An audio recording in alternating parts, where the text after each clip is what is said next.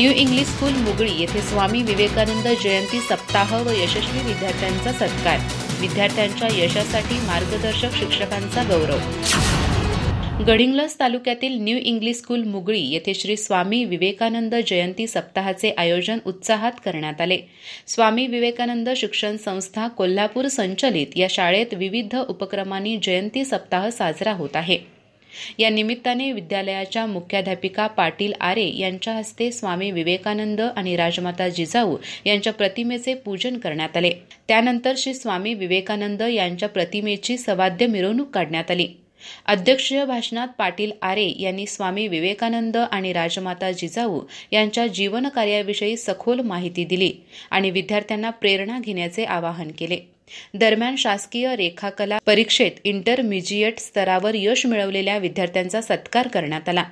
शाळेच्या या परीक्षेचा निकाल 89% लागला असून यशस्वी विद्यार्थ्यांचे अभिनंदन करण्यात आले.